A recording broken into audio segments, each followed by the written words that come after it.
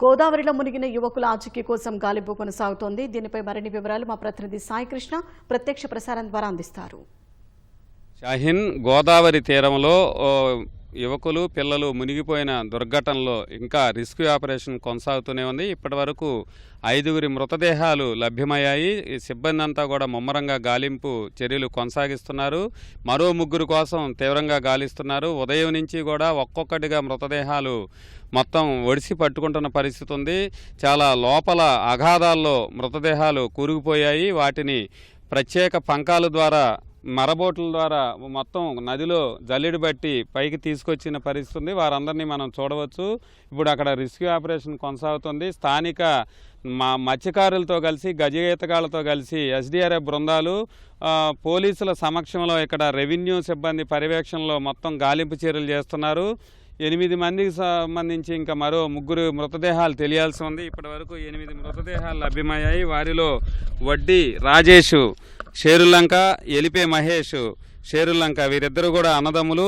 అట్లాగే సభ్యత క్రాంతి కాకినాడ, యలమర్తి సాయి కాకినాడ, రోహిత్ మండపేట ఈ 5 మృతదేహాలు దొరికాయి. వీరిలో రాజేష్ మహేష్ కూడా ఇద్దరు అన్నదమ్ములు. అట్లాగే క్రాంతితో పాటు పాలు మృతదేహం కూడా లభించాల్సి ఉంది. అతను కూడా కాకినాడకు చెందిన అన్నదమ్ములు. ఒకే 2 కుటుంబాల్లో 2 అన్నదమ్ములు ఈ నదిలో జల సమాధి అవడంతో వారి కుటుంబాల్లో మాత్రం తీవ్రమైన ఆవేదన వ్యక్తమవుతోంది.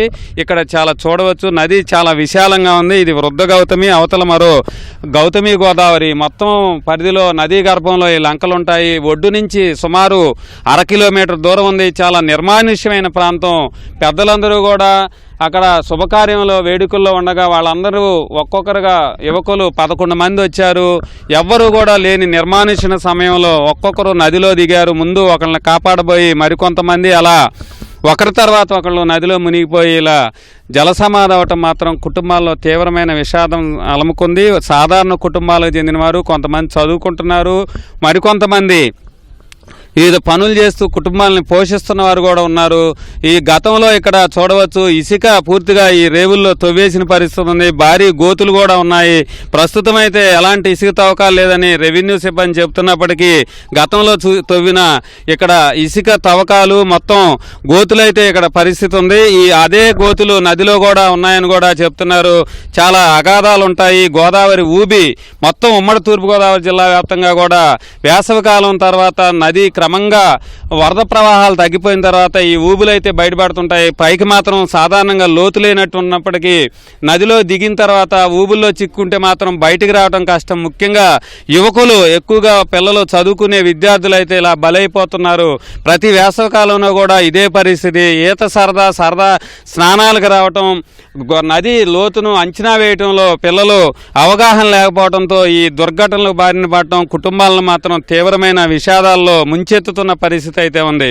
మనం చూడవచ్చు ఇక్కడ కమిన్లంక, ఈ లంకలన్నీ కూడా 3 మండలాల పరిధిలో ఉన్నాయి. ఒకటి ఐపోలవరంతో పాటు ముమ్మిడివరం, తాళరేవు, అలాగే కే గంగవరం మండలాల పరిధిలో ఇక్కడ 7 లంక గ్రామాలు ఉన్నాయి. నదీ గర్భంలో ఉన్నాయి. పశువుల లంక వద్ద వంతెన వేసిన తర్వాత ఈ లంకలకు పూర్తిగా రహదారి సౌకర్యం కూడా ఏర్పడింది. ప్రమాదాలు చాలా వరకు తగ్గిపోయాయి. గతంలోనూ 2015లో పశువుల లంక వద్ద బోటు నిర్మాణంలో ఉన్న వంతెన పిల్లర్లకు తగిలి అక్కడ అప్పుడు 8 మంది వరకు మునిగిపోయారు.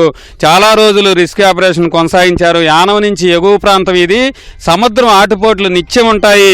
పైకి మాత్రం నీరు ప్రవాహాలు లేకుండా ఉన్నప్పటికీ నది లోపల మాత్రం తీవ్రమైన ఆటుపోట్లకు గురవుతూ ఉంటుంది. ఆ క్రమంలోనే పిల్లలు నిన్న అమావాస్య రోజు, ఈ అమావాస్యకి ఇక్కడ ఆటుపోట్లు ఎక్కువగా ఉంటాయి. వారు ఒక్కొక్కరి తర్వాత లోతును అంచనా వేయడంలో వారు విఫలం చెంది మొత్తం మునిగిపోయినట్టు కూడా అధికారులు గుర్తించారు.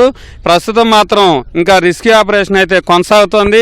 5 మృతదేహాలు లభ్యమయ్యాయి. ఆ మృతదేహాలను ముమ్మిడివరం ప్రభుత్వ ఆసుపత్రికి తరలించి పోస్టుమార్టం నిర్వహిస్తున్నారు. ఇంకా మరో 3 మృతదేహాల కోసం మాత్రం ఇక్కడ గాలింపు చర్యలు ముమ్మరంగా కొనసాగుతున్నాయి. 40 వరకు ఎస్డీఆర్ఎఫ్ బృందాలు, అలాగే 6 మరబోట్లతో పాటు డ్రోన్ల సాయంతోనూ స్థానికంగా ఉన్న మత్స్యకారుల సాయంతో ముమ్మరంగా గాలింపు చర్యలు అయితే కొనసాగుతున్నాయి. ఇంకా 3 మృతదేహాలు లభ్యం కావాల్సి ఉంది. అయితే ఇప్పటి వరకు కూడా మృతదేహాలు తేలకపోయినా వాటిని ప్రత్యేక పరికరాలతో వలలతో గాలిస్తున్నారు. చాలా తీవ్రంగా సిబ్బంది అయితే శ్రమిస్తున్నారు.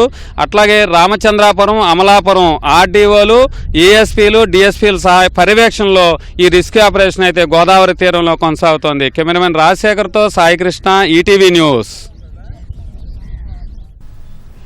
ధన్యవాదాలు సాయి కృష్ణ.